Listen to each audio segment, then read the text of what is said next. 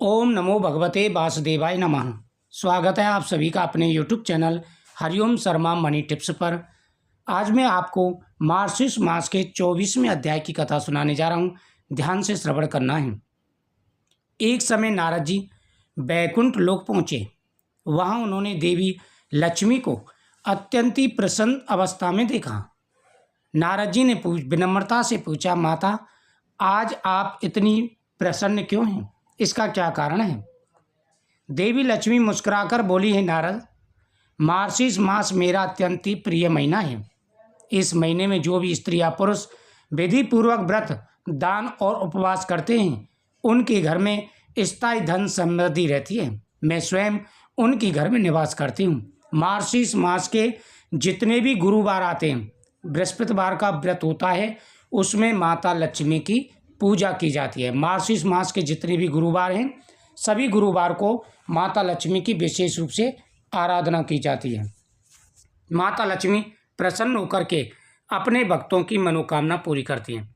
धन की कमी रहती है या फिर जॉब अच्छी नहीं लग पा रही है, बिजनेस अच्छा नहीं चल पा रहा है, अनेक प्रकार की समस्याएं आ रही हैं धन से संबंधित, तो मार्गशीर्ष मास के गुरुवार को माता लक्ष्मी की पूजा अवश्य करनी चाहिए।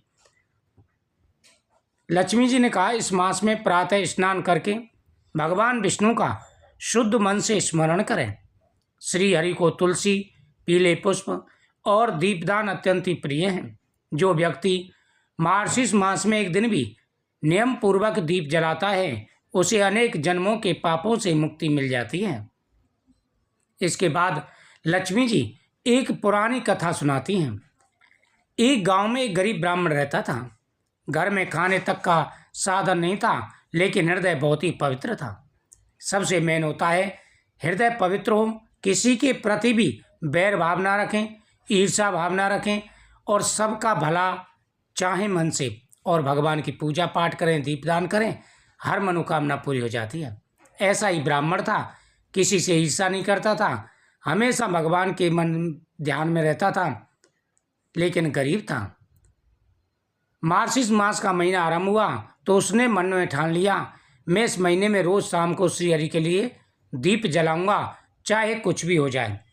क्योंकि पहले समय में इतनी गरीबी होती थी कि दीपक के लिए तेल भी बड़ी मुश्किल से मिलता था।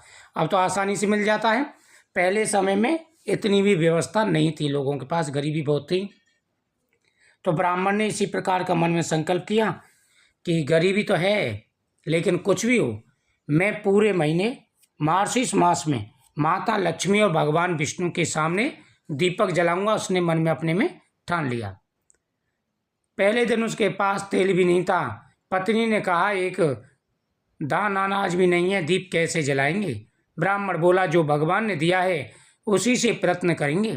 दोनों ने मेहनत करके थोड़ा सा तेल जुटाया और दीप जलाया। जिस दिन दीप जला उसी रात लक्ष्मी जी अत्यंत ही प्रसन्न हो गई।